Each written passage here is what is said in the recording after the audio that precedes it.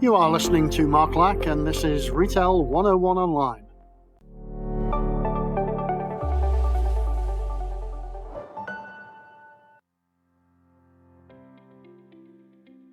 Every retailer is negotiating every single day, with suppliers, with staff, and sometimes even with themselves.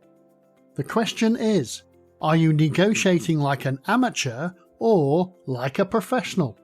Welcome Retail 101ers to episode number 39, hosted by Mark Lack from Retail 101 Online. These episodes are all designed to give you some quick bursts of retail or management knowledge, and you can do it at your own pace. For our amazing regulars, a huge thank you for continuing to tune in. Your unwavering support keeps us revved up and ready to dive headfirst into the chaotic world of retail. Today, we're diving into the art of negotiation, one of the most powerful yet misunderstood skills in retail. Whether you're a buyer discussing terms with a supplier, a store manager trying to secure support for your promotion, or a leader setting expectations with your team, negotiation is everywhere. And here's the truth, the better you are at it, the stronger your results will be. So today, I'll take you through the mindset, the strategies, and some basic, practical techniques that will help you turn negotiations into opportunities. Let's get into it, or shall we?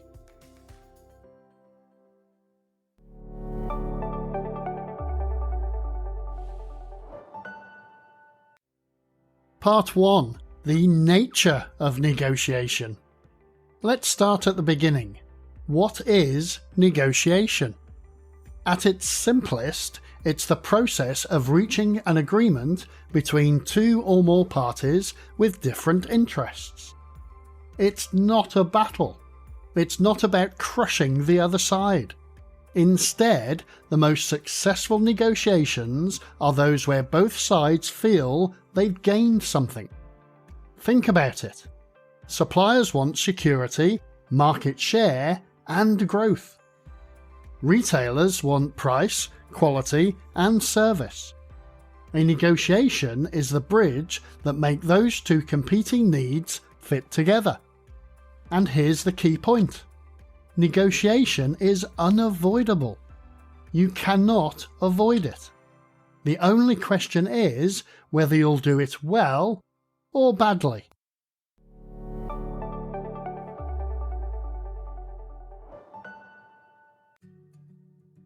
Part 2. Preparation is key. If you remember one thing from this episode, let it be this. 90% of successful negotiation happens before you ever sit down at the table. Preparation is everything. Firstly, you need to understand your BATNA. B-A-T-N-A.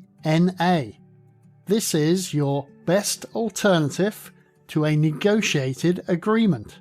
BATNA. In simple terms, this is your walk-away option. If the supplier won't agree to your terms, what's your alternative? Knowing this gives you power. Secondly, you need to identify your ZOPA. Z-O-P-A, the zone of possible agreement. This is the overlap between what you're willing to accept and what the supplier is willing to offer. Without a ZOPA, there is no deal to be made. Thirdly, gather your facts. Market data, competitor benchmarks, product performance, customer expectations. Negotiation without data is just guesswork. There's a really great saying, if you fail to prepare, you prepare to fail. And in negotiations, that's never been more true.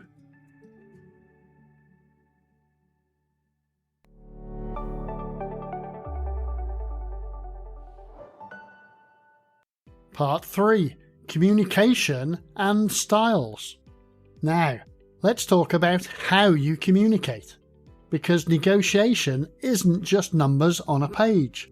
It's about people, it's about psychology, and it's also about emotion.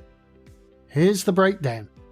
7% of your impact comes from words, 38% comes from your voice, and a massive 55% comes from your body language.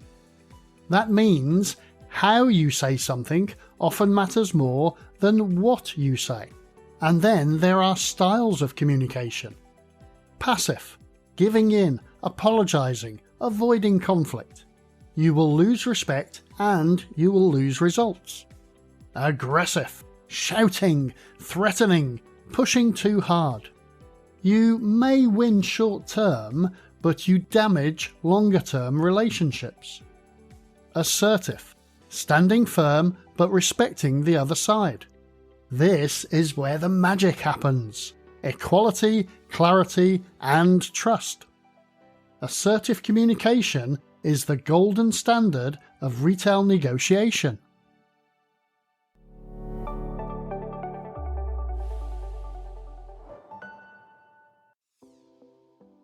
Part 4. Negotiation strategies and tactics. There are two big schools of negotiation. Distributive bargaining, also called win-lose.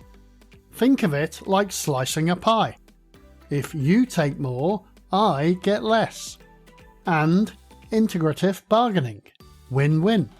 Instead of slicing, we bake a bigger pie. Both sides walk away with more. The best retail buyers? They live in the win-win camp. They look for creative trades, like giving suppliers better shelf placement in exchange for margin improvements, or accepting longer lead times in exchange for lower prices. It's all about understanding what you can give away or give up that is of low value to you, but higher value to your counterpart. But don't be naive. Not everyone plays fair.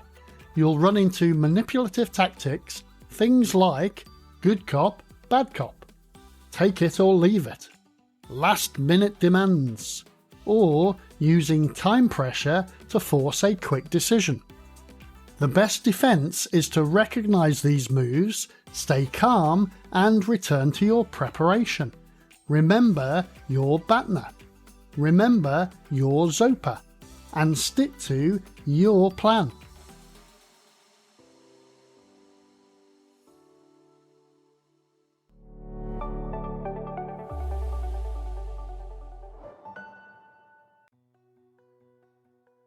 Part 5. Closing and follow-up.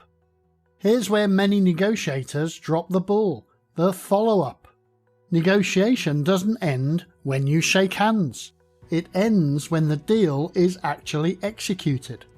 That means writing it down, confirming responsibilities, reviewing results afterwards, and planning how you'll improve next time. Think of it like customer service. The first sale is important, but the repeat sale is where the profit lies. In negotiation, the follow-up is what turns one deal into a long-term partnership.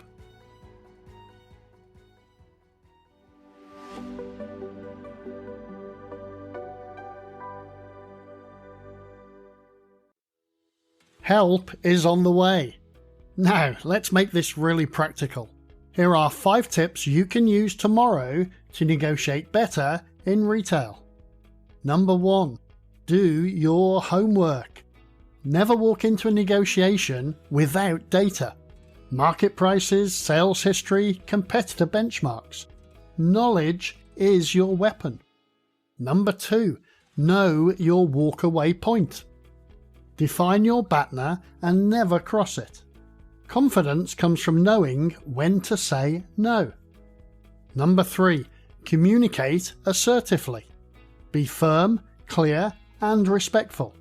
Remember, calm strength is more persuasive than aggression.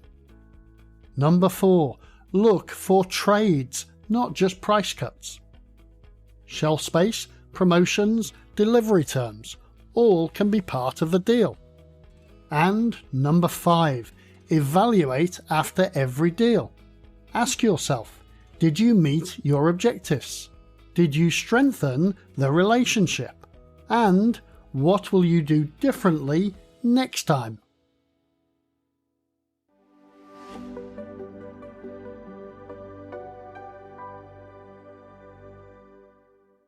Some final thoughts from me then.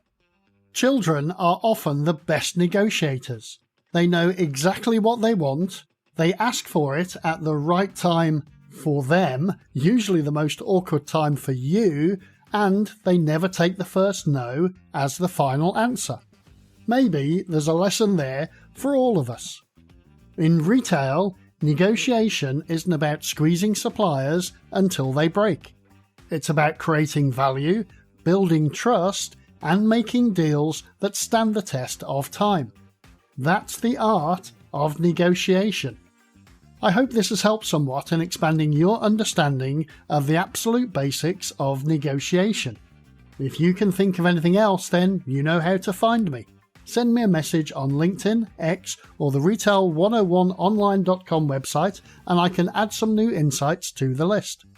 Don't forget to hit that subscribe button and ring that bell wherever you get your podcast fix so you never miss out on the excitement of our next episode drop. Remember, the smartest stores are the ones where everyone is learning, thinking, and growing. Join the future. Start today.